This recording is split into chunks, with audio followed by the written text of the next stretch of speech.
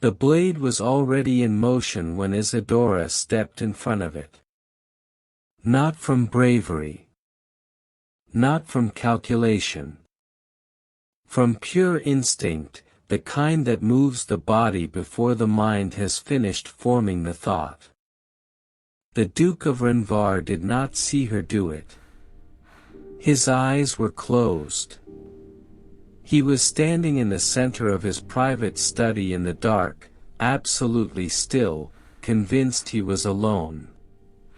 He was not alone. There was a man behind the curtain with a poisoned blade.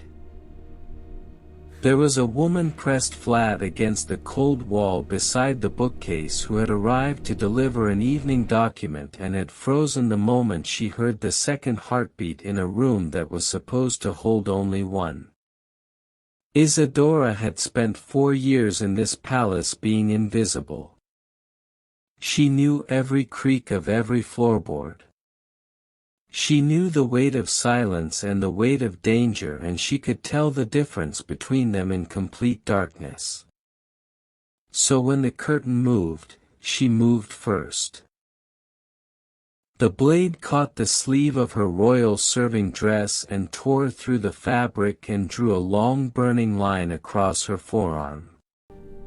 The Duke opened his eyes. He saw her standing between him and the man who had come to kill him. He saw the blood on her arm. And then he did something she had never seen the coldest man in the kingdom do in 4 years of watching him from the edges of rooms. His face broke entirely open. Subscribe now and turn on notifications. Like, share and comment and tell us where you are watching from. The architecture of invisibility. There were rules to surviving inside the household of Duke Emilian Renvar, and Isadora had learned every one of them without being told. The first rule was silence.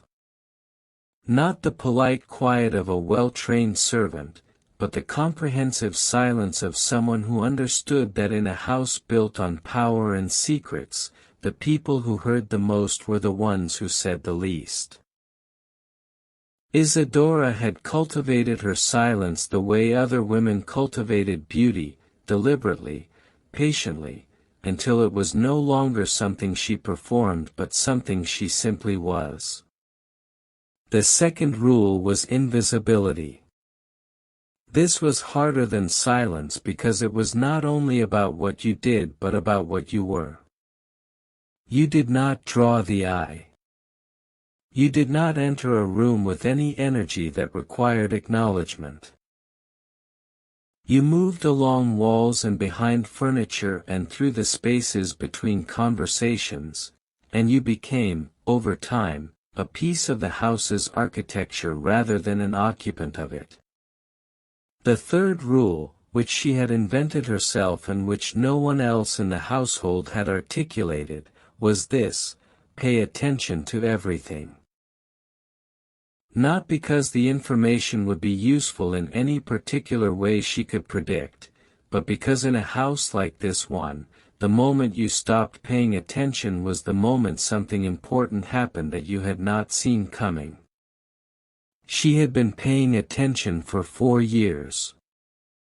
She had noticed, over those 4 years, a great many things about Duke Emilian Renvar that the rest of the court and household had either missed or chosen not to examine. She had noticed that he ate very little and worked until past midnight most evenings, not from ambition but from what she had come to read as a compulsive need to stay ahead of something, some threat or obligation or expectation that she could never quite identify from her position at the edges of rooms. She had noticed that he was colder in company than he was alone, which was the reverse of most people, and that the coldness was not cruelty but armor, carefully assembled and continuously maintained. She had noticed that when he thought no one was watching, he occasionally stood at the window of his private study and looked at the gardens with an expression on his face that she could only describe as grief, quiet and old and accustomed to itself. She had noticed all of this and told none of it to anyone, because the third rule required only observation, not disclosure. She was 24 years old and had come to the Renvar household at 20 as a document courier in the palace administrative service. She had a gift for organization and memory, and within 8 months she had been promoted to the private document handling position, which meant she received, sorted, and delivered all written communications that passed through the Duke's household. It was a position of access and zero authority, which suited her entirely. Access without authority was the purest form of invisibility. She was slight and dark-haired, with the kind of unobtrusive face that people struggled to describe after she had left the room. Not plain. Not beautiful. Simply not the face that lodged in memory. She had learned early that this was an asset and treated it as one. Her eyes were a deep gray-green that in certain lights appeared almost amber, and they noticed everything, catalogued it, and gave nothing back. She wore the standard palace document service dress, a deep burgundy-fitted gown with long sleeves and a high collar, the formal style of the administrative corps, floor-length and impeccably maintained. She kept her dark hair pinned in a low-structured arrangement. She carried the leather dispatch satchel that identified her role. She was, in all the ways that mattered to the running of the Renvar household, a feature of the background. It was on a Tuesday in early winter that the background shifted. She had arrived at the Duke's private study at 9 in the evening, which was the standard hour for the evening document delivery. The study was on the 3rd floor of the east wing, at the end of a long corridor that required a lamp after dark because the window at the far end had been shuttered for the season. She carried her lamp in one hand and the leather dispatch satchel over her shoulder and walked the corridor as she had walked it hundreds of times, with the quiet efficiency of someone who has made a journey so many times it no longer requires active thought. She reached the study door and found it open. This was unusual. The Duke kept his study door closed when he was in residence and locked when he was not. An open door generally meant he had stepped out briefly and would return. She entered to leave the documents on the receiving desk, the way she did when he was absent. Then she heard breathing that was not hers. She stopped walking immediately. Stood completely still. 1 breath. 2. There were 2 other people in this room. One of them was the Duke, standing in the center of the room with his eyes closed, his long frame utterly motionless in the lampless dark. He was in his formal evening attire, the plain dark coat and high collar he wore for the late administrative hours, and he was so still he could have been a portrait of himself. The other person was behind the heavy curtain to the left of the window. Isadora recognized this difference the way she recognized all differences, not through any dramatic rush of understanding but through the patient accumulation of detail. The curtain was not moving, but its lower edge was wrong. It pulled slightly differently than it had for 4 years. Something was behind it that was not the wall. She pressed herself against the bookcase beside the door. She set her lamp down on the floor without a sound.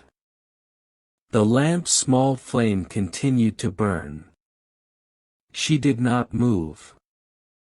She barely breathed. The Duke remained motionless in the center of the room, eyes still closed, in the attitude of a man who believed he was alone and was doing whatever it was he did in these private moments that she had never witnessed and had never looked for. The curtain moved. Not from the wind. There was no wind. The man who stepped from behind it was dressed in dark gray and moved like someone who had done this before, deliberately and with the terrible economy of purpose. The blade in his hand was thin and long and had the particular dull finish of something that had been coated. Poisoned. Her mind produced the word with cold clarity. She had perhaps 2 seconds. She did not have time to shout. She did not have time to think. She moved. The collision was not graceful. She crossed the room in 3 fast steps and interposed herself between the Duke and the descending blade, and the blade that had been aimed at the Duke's back caught the outer edge of her left forearm instead. The fabric of her burgundy sleeve tore open. The burning came a half-second later, sharp and linear, a line of fire from wrist to elbow. The man with the blade registered her presence, recalibrated. Isadora grabbed the small iron lamp from the desk beside her with her right hand and threw it directly at the man's face. It did not need to hit him. It needed to make him step back. It did. Duke Emilien Renvar, who had opened his eyes at the first sound of movement, took in the scene in the half-second it took Isadora to grab the lamp, assessed it with a speed that she would later understand was not surprise but the activation of a long-standing readiness, and moved. What followed was brief and decisive. The Duke was not simply a man who commanded armies. He had once been part of them. The man with the blade found himself disarmed and on the floor in the space of approximately 4 seconds, held there with an efficiency that contained no wasted motion. The room went very still. Emilien looked at the man on the floor. Then he looked at Isadora. She was standing against the desk with her right hand pressed hard over the wound on her left forearm, keeping the pressure even. The cut was burning badly and the burning had a particular quality that she was cataloging with the same calm precision she applied to everything, heat spreading beyond the cut itself, up the arm, a chemical warmth that did not quite match the size of the wound. Poison, she thought. Possibly. Emilien crossed to her in 4 strides. He took her arm with both hands, peeled her right hand back from the wound, and looked at it. His examination was clinical and immediate, the assessment of a man checking the damage first and reacting to it second. Then he looked at her face. What she saw in his expression in that moment was something she had never seen on it in 4 years of peripheral observation. All the armor that he wore so completely, so continuously, that she had come to think of it as his actual face, was simply gone. What was beneath it was open and stark and fully present in a way that required her to look away for a moment to recover her own composure. Emilien did not look away. His pale gray eyes stayed on her face. He said her name. Not the formal address of a duke to a courier. Just her name, the way one person says another person's name when they are frightened for them. Isadora. She looked back at him. She kept her voice even. "The blade was coated," she informed him. "I can feel the compound spreading. Whatever protocol the household keeps for this kind of incident should be activated promptly." A pause of perhaps 1 full second. Then Emelian turned toward the door and called for his guard with a voice that carried no emotion whatsoever and absolute authority. Within 40 seconds the room filled with people. Within 4 minutes, Isadora was being assisted toward the household physician's room, the wound bound tightly, and behind her in the study she could hear Emelian directing the interrogation of the man on the floor with the same flat precision he directed everything. She was halfway down the corridor when she realized her legs had begun to feel distant. The poison was moving faster now. She thought, with her last clear thought before the physician took over entirely, that she hoped the evening documents had not been damaged when she dropped the dispatch satchel. Then the corridor tilted and she let the guard take her weight and stopped thinking for a while. Subscribe, like, and share. Stay with us. This story is only beginning. The space between command and care. She woke to firelight and the particular quality of silence that belonged to deep night in a large house. The ceiling above her was not the ceiling of her own quarters. It was higher, with carved cornices and the shadow pattern of a different fireplace. She was in a bed considerably larger than her own, with the kind of heavy linen that indicated a guest room of some standing. Her left arm, from wrist to elbow, was wrapped in clean linen and smelled of the sharp herbal compounds the physician used for chemical burns. The burning had subsided to a manageable heat. Her right hand, she discovered, was occupied. Someone was sitting in the chair beside the bed, and that someone's hand was around hers. She turned her head. Emelian Renvar was asleep in the chair beside her bed. He was still in his formal evening coat, though the collar had been opened at the top in the manner of a man who had made one concession to physical discomfort and nothing further. His dark brown hair, usually impeccably maintained, had been pushed back with his other hand at some point and remained disordered. His face in sleep was not what she had expected, which was the same controlled arrangement it wore in waking. It was younger.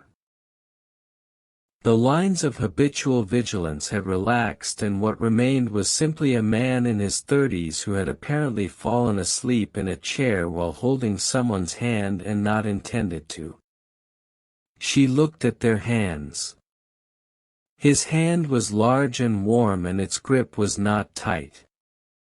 It was the grip of someone who had taken hold of something and not wanted to let go of it and had fallen asleep before reconsidering. She did not remove her hand.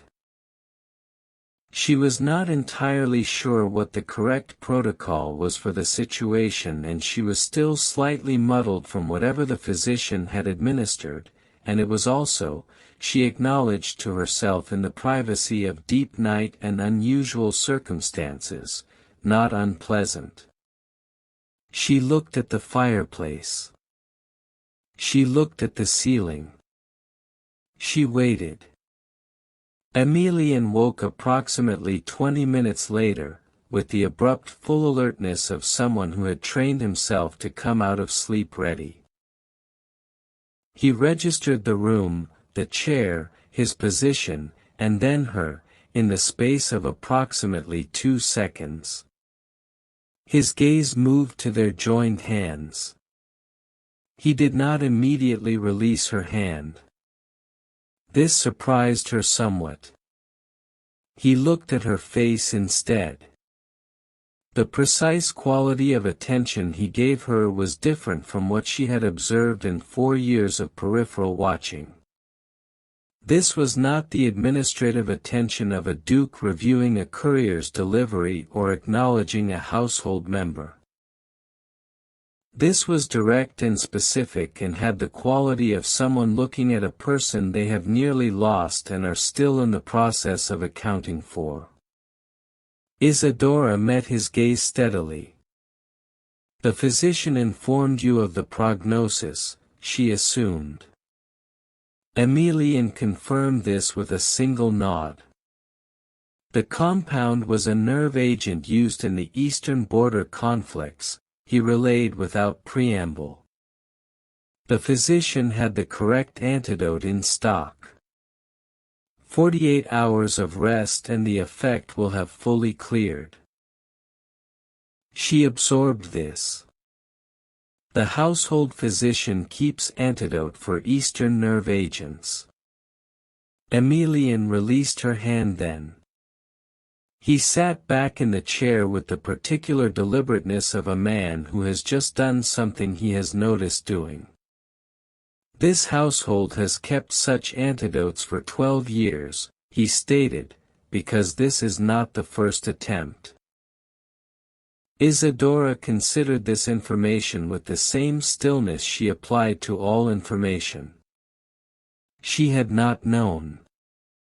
She had noticed the heightened personal guard, the very controlled access to his private quarters, the way he slept with a locked door and a secondary bolt.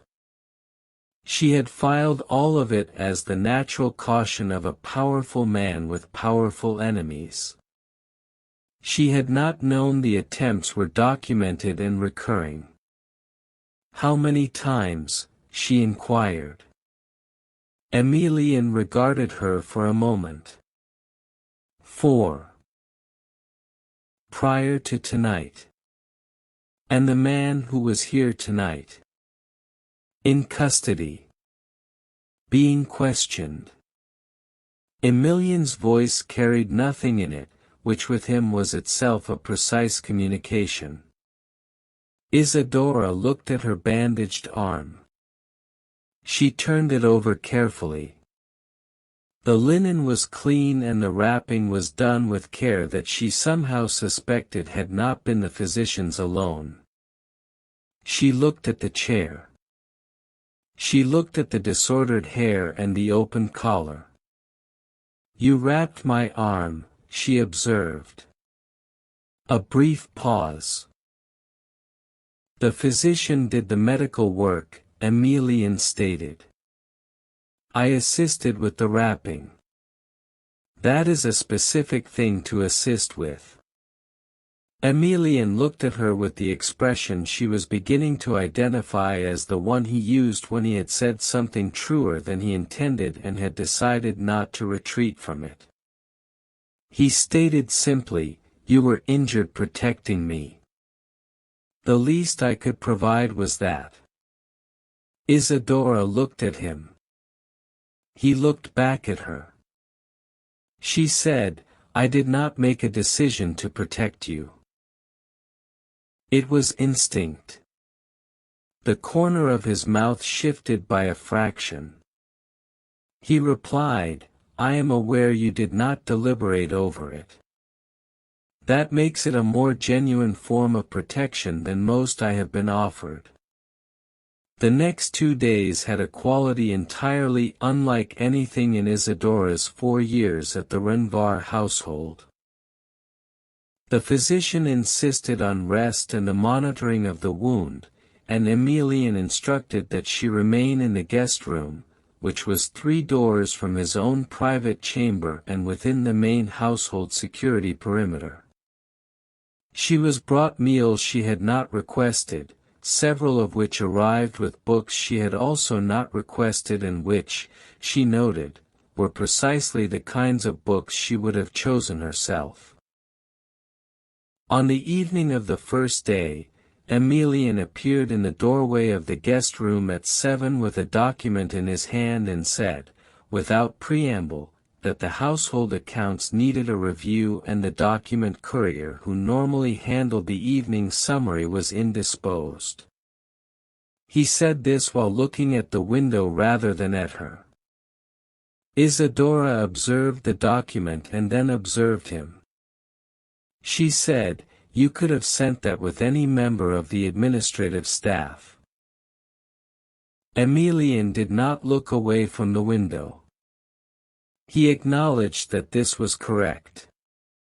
She waited. He finally looked at her. "The physician recommended that you not be left alone for extended periods given the nature of the compound," he stated. This was a convenient arrangement. Isadora looked at the document and then back at him. She said, "You invented work to justify staying." Emelian crossed the room, sat in the chair beside the fireplace, and opened the document. He said nothing further. She read the accounts with him for 2 hours. It was the most pleasant evening she had spent in 4 years. On the second day, the man in custody provided a name. Emelian told Isadora this himself, at noon, without being asked. He appeared in the doorway the way he had appeared the previous evening, with a document and no pretext and the particular deliberate quality of a man who had decided to share information he was accustomed to holding alone. The name was Lord Vasson, 3rd Council member. He had been orchestrating the attempts for 2 years. Isadora considered this. She had seen Lord Vasson in this house. A wide pale man with careful eyes and a very broad social smile, the kind of man who made himself agreeable to every person in every room and used the agreeableness as cover for the watching. She relayed to Emelian that she had seen Lord Vasson spend 40 minutes in conversation with the household secretary 3 months ago, which had struck her as an unusual amount of time for a council social call. Emelian went very still. He asked her what she meant by unusual. She explained that Lord Vasson had arrived without an appointment, which was uncommon for a council member. The secretary had looked unsettled afterward, which was also uncommon. She had filed the observation without context at the time. Emelian looked at her for a long moment. He said quietly, "You observed all of that and retained it." Isadora said, "I observe everything." He said, "In 4 years I have not once been aware of you doing so." She said, "That is the point of doing it correctly." Emelian stood from the chair by the fireplace and moved to the window and stood there for a moment with his back to her.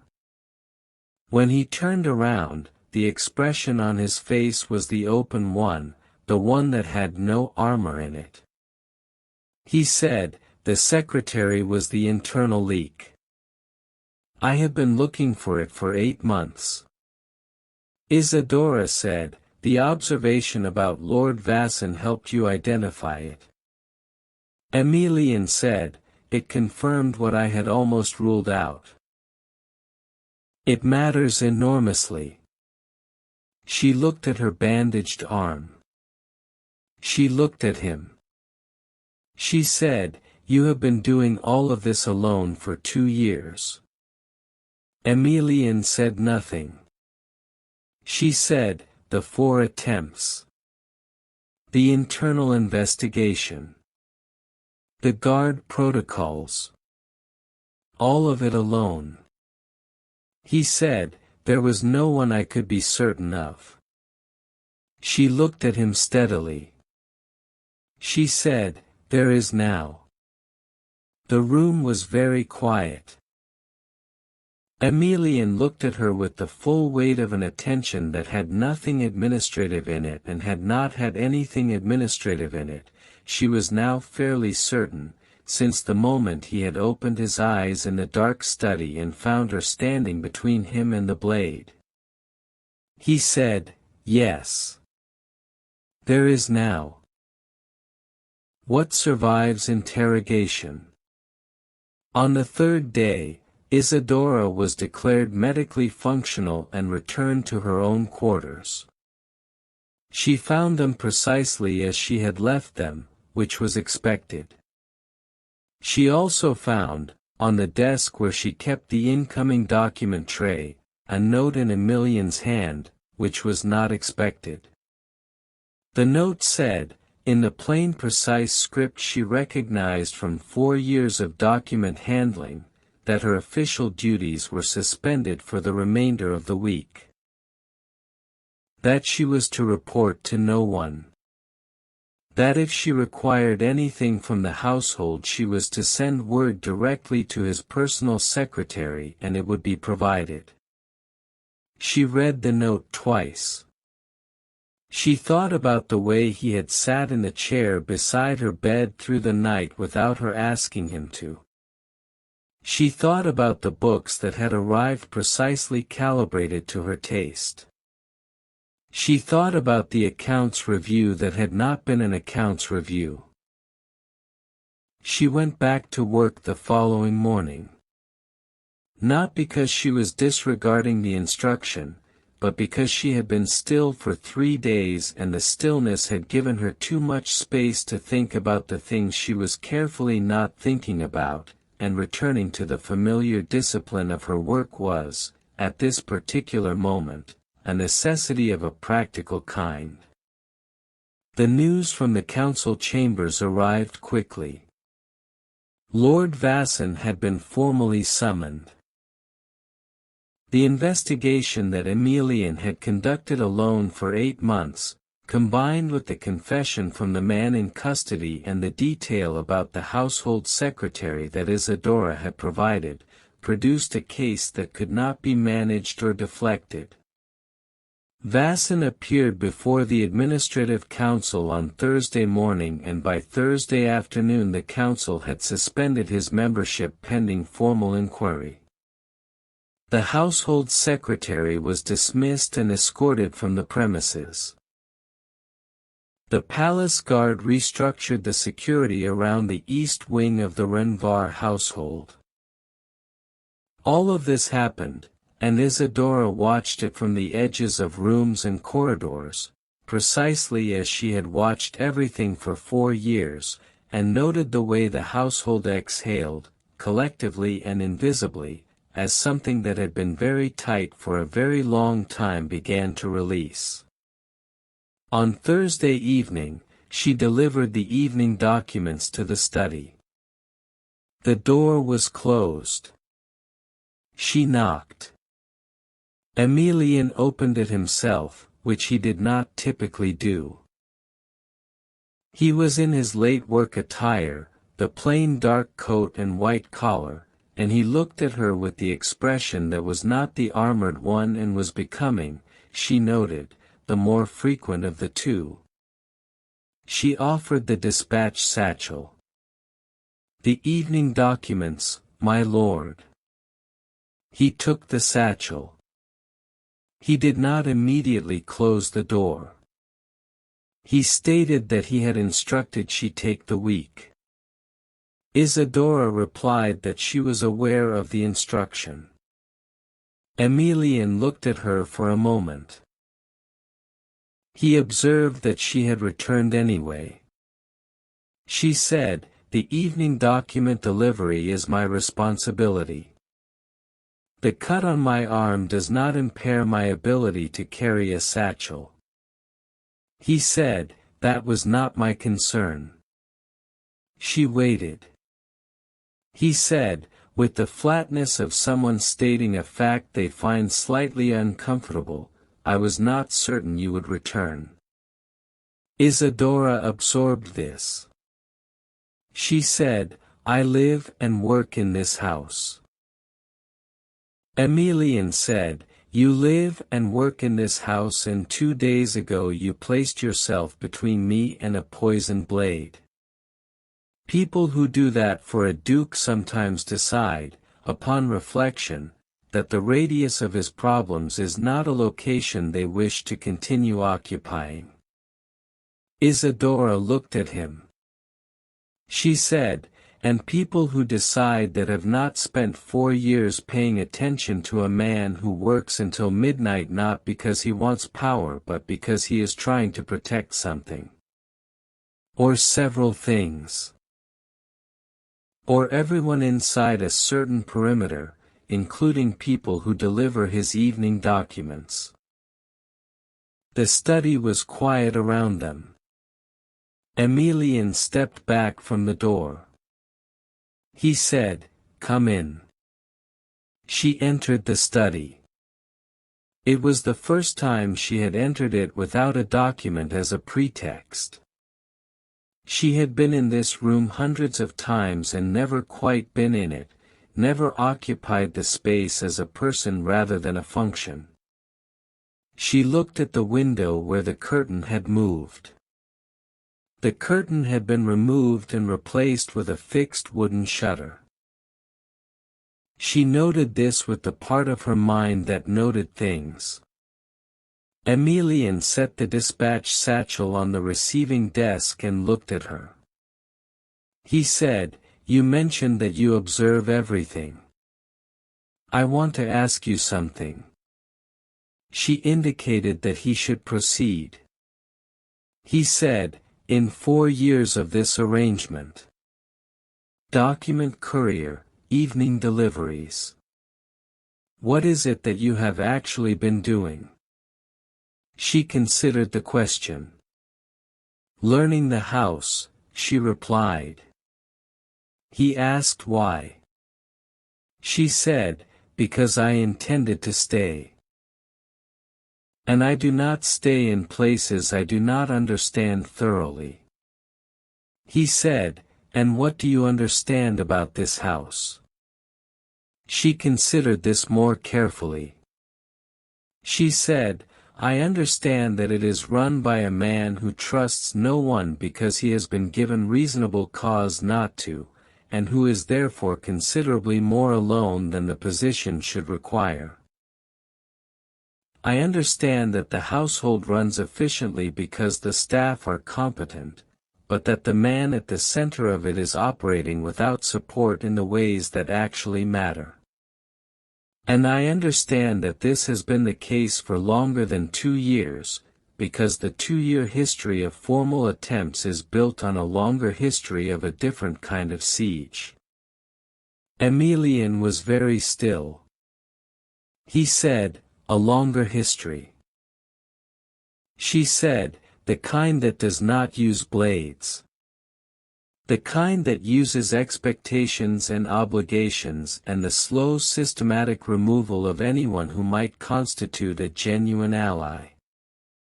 I have watched that for 4 years too." He looked at her. He said quietly, "Who are you?" She said, "I am the woman who delivers your evening documents." He said, "That is not what I mean." She said, "I know." He waited. She said, "I am the daughter of a provincial administrator who taught me to read a room the way other fathers taught daughters to read music. I am someone who chose this position because it gave me access and anonymity simultaneously. I am someone who has spent 4 years in this house and has not, until 4 days ago, had any reason to be anything other than a courier." She paused. She said, "And I am, apparently, someone whose instincts override their better judgment in the dark." Emelian looked at her with the open expression and something else beneath it, something that was newer than the openness and did not have a name she could immediately produce for it. He said, "I would dispute the characterization of bad judgment." She said, I stepped in front of a poisoned blade without knowing who was holding it or why. He said, "You knew who was behind you." A silence. She said, "Yes." He said, "That is the relevant information." She looked at him. He looked at her. Outside the study window, the winter dark had fully arrived and the house was quiet around them. She said, "You have not eaten this evening." He registered this observation with a slight change of expression. He asked how she knew. She said, "The kitchen sends a covered plate at 7. The covered plate is still on the side table. It is 8:40. Emelian looked at the side table. He looked back at her. He said, "You notice everything." She said, "Stay and eat," she suggested. "I will stay if you will eat." It was the most direct thing she had said to him in 4 years, and she knew it when she said it, and she said it anyway because 4 days had moved the architecture of something and she could feel it and was tired of pretending she could not. Emelian crossed to the side table. He uncovered the plate. He brought it to the desk and sat down. He looked at her. He said, "There is only one plate." She said, "I ate at 6. She sat in the chair across from the desk. He ate. She stayed. They talked for 2 hours, and it was the conversation of two people who had been in the same building for 4 years and were, for the first time, actually in the same room. Like, subscribe, and share this story. Comment your favorite moments so far. The things a house keeps. The formal inquiry into Lord Vasan moved through the council chambers with a speed that surprised the court. It did not surprise Emelian, who had been building the case for 8 months and had simply been waiting for the final pieces to make it complete. The confession from the hired man, the secretary's records, and the observation about the unusual visit 3 months prior had provided precisely what was needed. Vasan was stripped of his council seat within 2 weeks. The formal removal of his household privileges followed a week after that. The evening this was confirmed, Emelian came to find Isadora. She was in the document archive room on the 2nd floor, which was where she spent approximately half her working day, cross-referencing the household correspondence against the administrative calendar for the month ahead. The archive room was small and warm with firelight and smelled of old paper and the particular cedar oil she used on the document boxes. She heard his footsteps in the corridor and did not look up from the document in her hands. She said, "Vasan was formally removed." Emelian stopped in the doorway. He said, "The notice was just delivered." She said, "I know. I heard the messenger arrive and I recognized the council seal from across the entrance hall." Emelian entered the room. He stood in the space between the shelves, which was not a space designed for someone of his height and breadth, and looked at the document she was working on. He said, "You heard the seal from across the entrance hall." She said, "I have been handling council correspondence for 4 years. They use a specific ink on the seal wax that has a distinctive smell in cold air. I noticed it when the messenger came through the door." Emelian regarded her with the expression that she now associated with the moments he was revising something he had thought he knew. He said, when the position of Household Intelligence Advisor was discussed in the Council 3 years ago. It was defunded before the appointment was made. She looked up from the document. She said, I am aware of that. He said, you are aware of most things. She said, the position was defunded by a 3-vote margin. Lord Vasson was one of the 3 votes against. The other 2 had historical ties to the border merchant houses that were under investigation at the time for the same commodity routes that your predecessor's intelligence office had been tracking. Emelian stared at her. She said, I read the archived council minutes. They are part of the administrative record and therefore part of my jurisdiction. Emelian said, the archived council minutes from 3 years ago are part of your jurisdiction. Isadora set down her document. She folded her hands on the desk. She said, I told you I learned this house thoroughly. The council archive is part of the house. He said, Isadora. She said, my lord. He said, I want to ask you a direct question and I want a direct answer. She said, that is the only kind I give. He crossed to the chair beside her desk and sat in it, and she observed that he was sitting in the chairs beside things she worked at rather than at his own desk in his own study with any increasing frequency. He said, in 4 years. Observing everything. Learning the house. What is it that you have been waiting for? She was quiet for a moment. She said, I was not certain I was waiting for anything specific. I knew only that this house was worth understanding and that the man at the center of it was worth watching. Both of those things have remained consistently true. He said, worth watching. She said, worth understanding. The watching is a methodology, not a conclusion.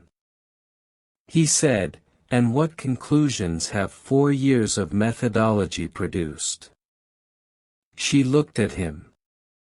She said, that you are one of the only people of power in this court who is actually using the power for the things it is supposed to be used for. That the siege you have been under has not made you cynical in the specific way that would have ended what you were trying to do.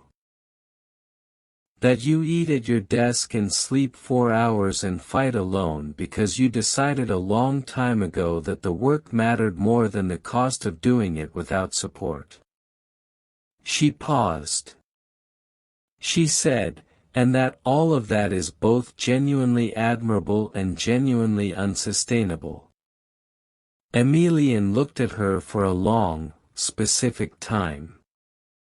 He said, you have been carrying all of that for 4 years. She said, observing it. Not carrying it. It was not mine to carry. He said, and now?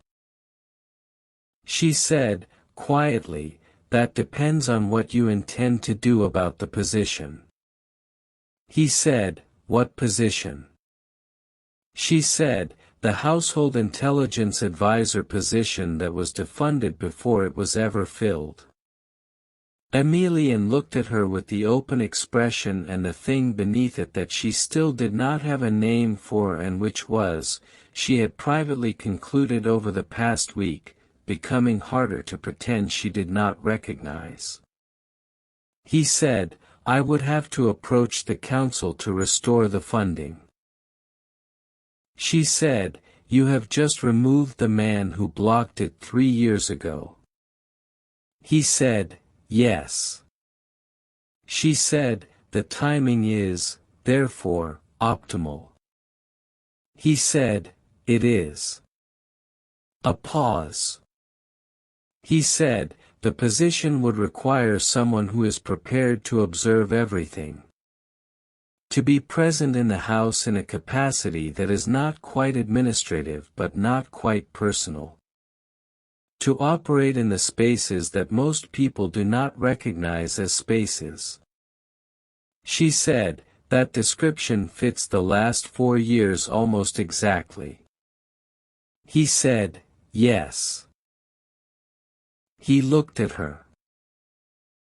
He said, I would also require, in the interest of full disclosure, someone who is prepared for the fact that the man they work for is aware that he has spent the last 10 days conducting himself in a way that has very little to do with administrative requirements and almost everything to do with not wanting her to be more than 3 doors away. The archive room was entirely quiet around them. Isadora looked at the document on her desk. She looked at the rows of cedar-oiled boxes on the shelves. She looked at the chair he had pulled close enough that their knees were almost touching in the small warm room. She said, that is a very direct disclosure for someone who spent 4 years using the same expression for everything. He said, I was informed that directness is the only kind of answer given in this room. She said, you were correctly informed. He said, then I will be direct. I want you in the position. I want you in this house, in the capacity that actually uses what you are rather than a fraction of it. And I want the chance to establish what the last 10 days have begun, properly and honestly, without the protective confusion of professional arrangement. She said, those are 3 separate requests. He said, I am aware. She said, I will give you 3 separate answers. She lifted her bandaged arm slightly. She said, the position, yes. She said, the house, obviously, I have never intended to leave it. And the third thing. She looked at him fully. She said, I stepped in front of a blade for you without deciding to.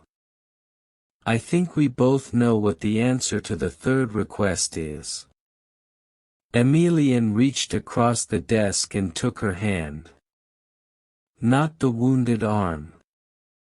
The right hand, the one that had thrown a lamp at a man in the dark and had not shaken afterward. He held it with the same careful grip she had woken to find him in 3 days ago, in the chair beside her bed. He said, you saved my life. She said, you would have managed. He said, perhaps. But not as elegantly.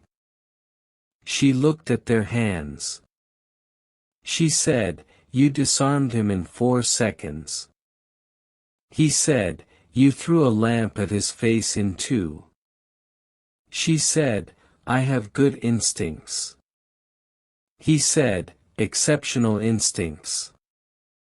A quiet beat. She said, I would like to renegotiate the evening document delivery. If I am household intelligence advisor, the delivery is unnecessary. Emilian looked at her. He said, the delivery was never about the documents. She looked at him. She said, I know. He said, then keep it. She said, I intend to. What loyalty builds. The appointment of a household intelligence advisor required a formal council proposal, an administrative review, and a period of 30 days for any member of the court to raise a formal objection. No objection was raised. Partly because Lord Vasson, the man most likely to raise one, was no longer in a position to raise anything. Partly because the remaining council members, who had watched Emilian Renvar navigate the last 2 years without any support and still managed to bring the Vasson matter to a decisive close, were not eager to give him a reason to work against them. And partly, Isadora suspected, because the council members who had their own household intelligence arrangements were not in a position to argue against the concept without drawing attention to their own arrangements. The appointment was confirmed on a Wednesday morning. Emilian informed her himself, in the archive room, where he had taken to appearing with a frequency that the rest of the household had noted and had, with the collective wisdom of people who understood exactly where the power in a house resided, elected not to comment upon. He said, "The appointment is confirmed. The position title is Household Intelligence Advisor to the Duke of Renvar. The salary has been set at the council standard for senior advisory positions. The formal document is being prepared." Isadora set down the box she was organizing. She said, "The council standard for senior advisors is considerably more than a document courier."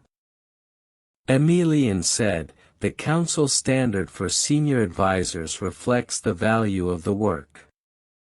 She said, "I have been providing equivalent work for 4 years at document courier rates." He said, "That is a debt the household owes you.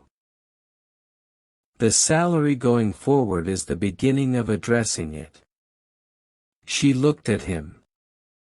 He looked back at her without apology or deflection. She said, "Thank you."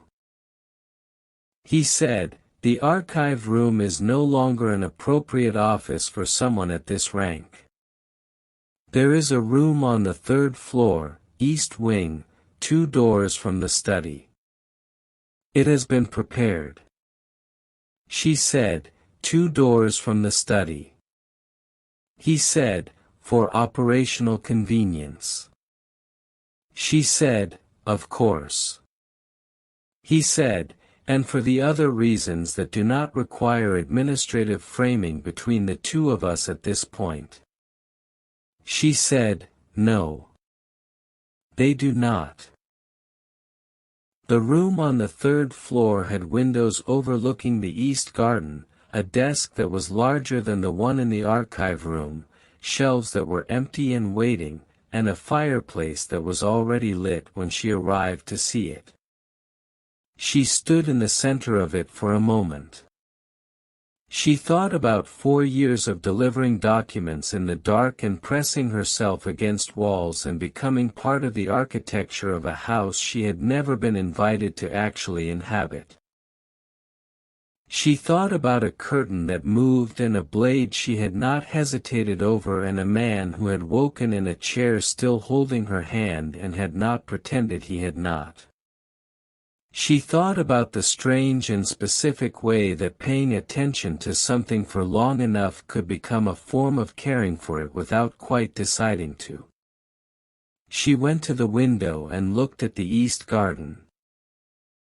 The winter garden was bare and very still, the formal hedges outlined in frost, the central fountain basin frozen over. It had the quality of something waiting rather than something empty. She heard his footsteps. She recognized them before she turned. Emilian stood in the open doorway of her office. He was in his late morning attire, the plain dark coat with the silver buttons and the white collar, and he was looking at her with the expression that had been the armored one for so many years and was now simply his face when he looked at her, open and direct and without the self-protective distance. She said, "The room is adequate." He said, "I am glad." She said, The shelves will take some time to fill properly. He said, "You have time." She said, "I intend to stay." He said, "I know." She turned back to the window. He crossed the room and came to stand beside her at the window, looking at the east garden the way she was looking at it. She said, "The first attempt. 12 years ago. What was it?" He was quiet for a moment. He said, "A compromised supply line. My predecessor's enemies at the time. It was managed, but it established the pattern." She said, "And you have been managing the pattern alone since then?" He said, "Yes." She said, "You will not manage it alone now." He looked at her. She said, "That is a statement, not a question, and not a request for your permission." He said, "I know." She said, "Good." A pause. He said, "I have to tell you something about the curtain." She waited.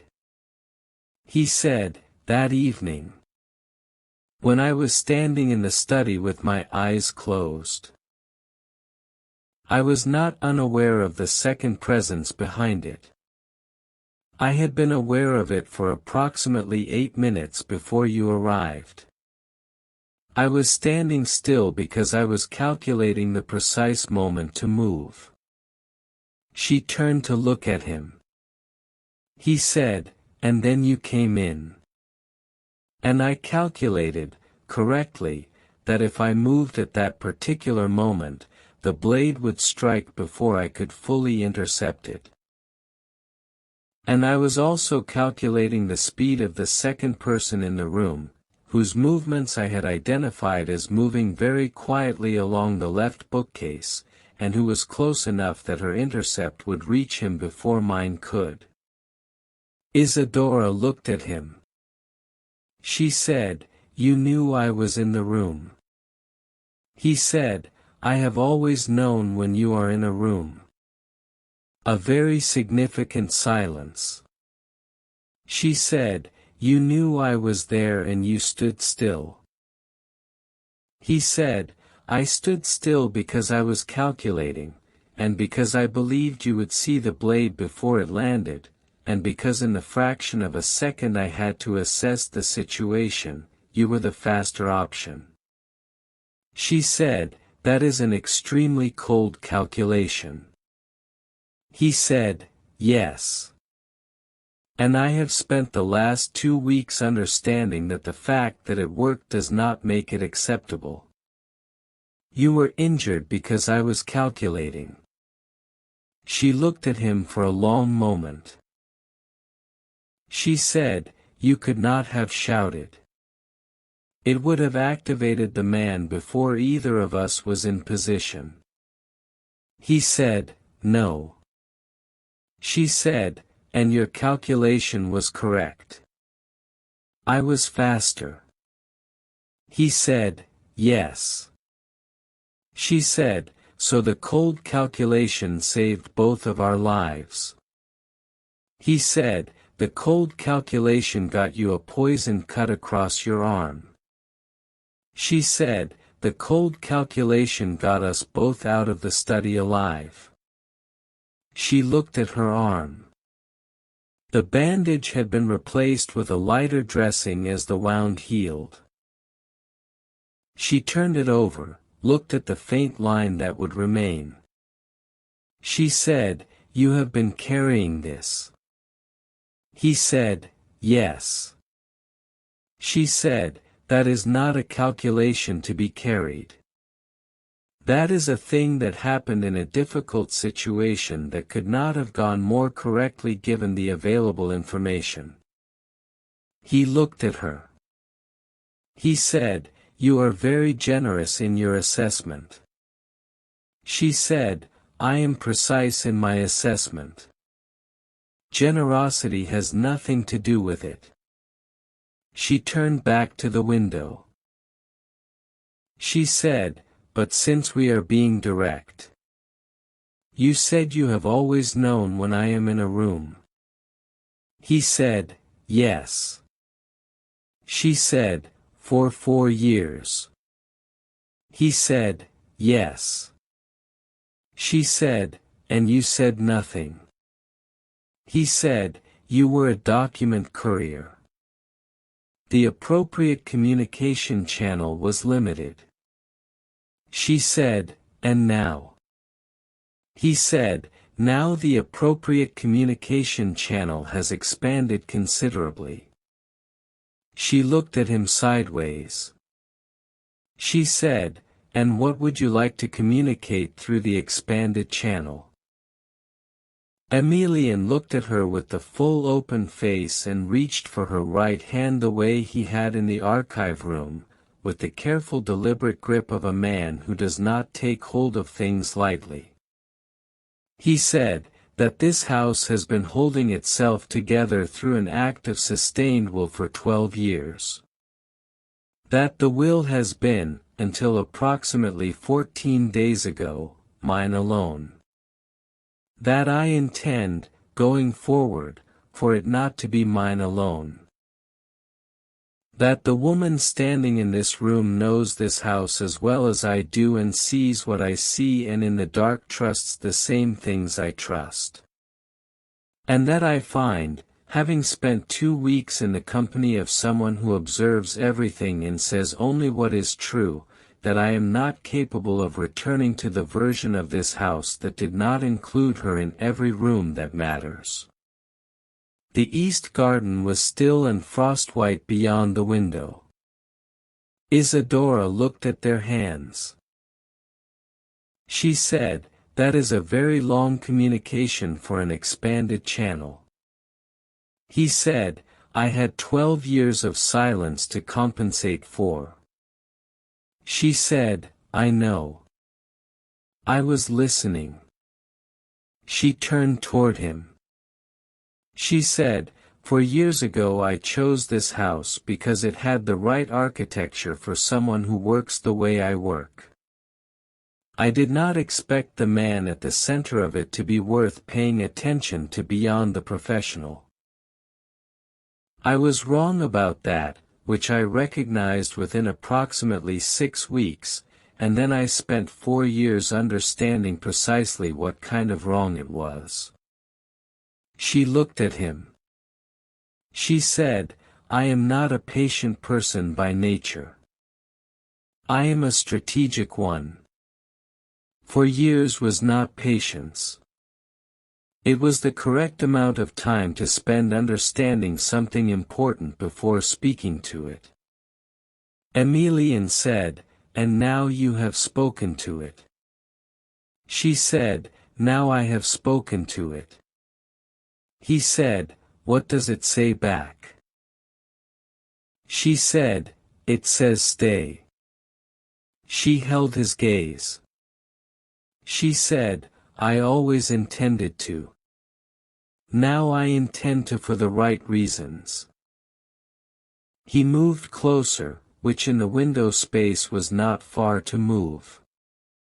He said, "You stayed last time because the house was worth understanding." She said, "Yes." He said, "And this time?"